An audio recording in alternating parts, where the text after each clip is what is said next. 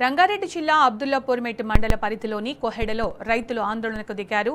Survey number 160 సాగు చేసుకుంటున్న భూములను అధికారులు బలవంతంగా లాక్కుంటున్నారని మండిపడుతున్నారు.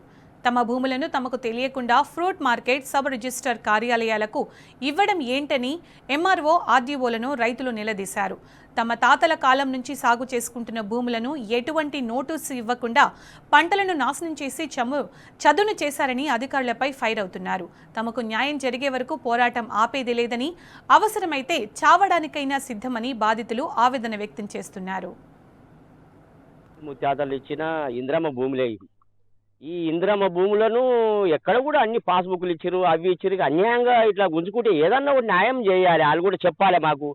ఎంఆర్ రాత్రి నిన్న అంతా బంద్ చేసాం. ఎంఆర్ వచ్చిండు, మొత్తం 2 రోజులనే ఇక్కడ చేయాలి.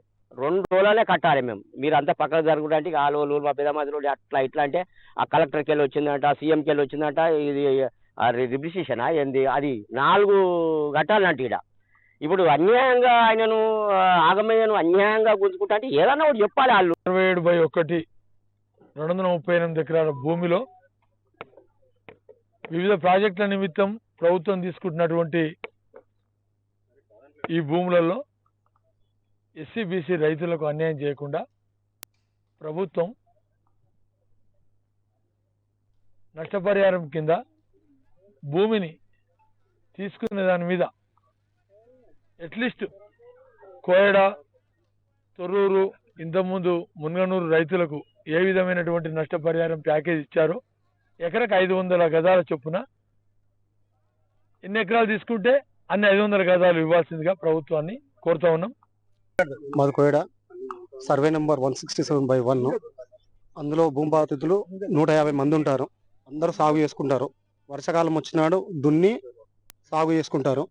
వర్షానికే వాళ్ళ అతిథులు ప్రతిసారి దున్ని పెట్టుకుంటారు. ఆ భూములు ఒక 2-3 ఏళ్ళు ఎండలు వచ్చిన మధ్యలో ఆపేసినాము.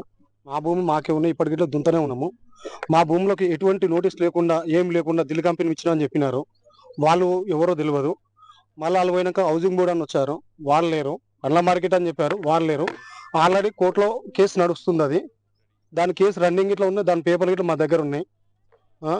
ఆ కేసు ఉన్నా కానీ కేసుకి పక్కకు పెట్టేసి వీళ్ళు భూములు తీసుకుంటున్నారు. చేసుకుంటూ వచ్చా మరి సొప్పసేను ఉండే అని నిన్న వచ్చిండు ఎంఆర్ఓ ఆదాలు వచ్చి జేసీబీలు అక్కడ నొక్కుతుంటే పోరే చేనుంది పిక్కుట 2-3 రోజుల దాకా దూడలు తింటే అని చెప్పిన. పోయి మళ్ళీ తెల్లని దాకా అంతా చొప్ప నూకిరు. అగో వస్తాను రేపు ఎల్లుండి నేను కూలీలో పెట్టి పిక్కుతానా తెల్ల అంతా చొప్ప అంతా వీకేచ్చు.